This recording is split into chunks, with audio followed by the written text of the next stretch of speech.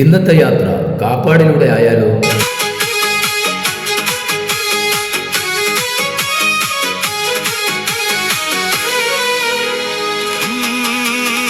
മുത്തമിട്ട നേരം പുത്തൻ പുതുക്കാലം കൊലുസിട്ട മോഹങ്ങൾ എഴുന്നള്ളുന്നിതുവഴിയേ.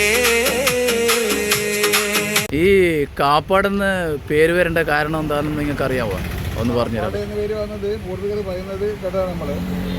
പണ്ട് പറയുന്നത് കൈപ്പാടായിരുന്നു, നെൽവയൽ നേരിൻ്റെ കൈപ്പാടായിരുന്നു. ആ കൈപ്പാട് പിന്നെ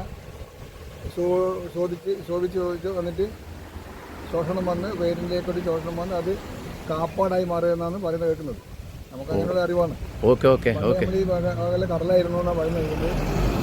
അതിന് ഇവിടെ കടൽക്കര ക്ഷേത്രം, കടക്കര ക്ഷേത്രം എന്ന് പറഞ്ഞൊരു ക്ഷേത്രമുണ്ട് ഇവിടെ അടുത്ത്. അപ്പോൾ ഈ പ്രദേശം കടലായിരുന്നു, അങ്ങനെ വന്ന് പിന്നെ കൈപ്പാടായി. ആ കൈപ്പാട് പിന്നെ കാപ്പാടായി എന്നാണ് അങ്ങനെയാണ് ഈ കാപ്പാടെന്ന് പേര് വന്നത്. കൂടുതൽ പറയുന്നത് കേൾക്കുന്നത്. ഓക്കെ ഓക്കെ, സന്തോഷം. ഓക്കെ. പുതുക്കാലം മുത്തമിട്ട നേരം കൊലുസിട്ട മോഹങ്ങൾ എഴുന്നള്ളുന്നിതുവഴിയേ.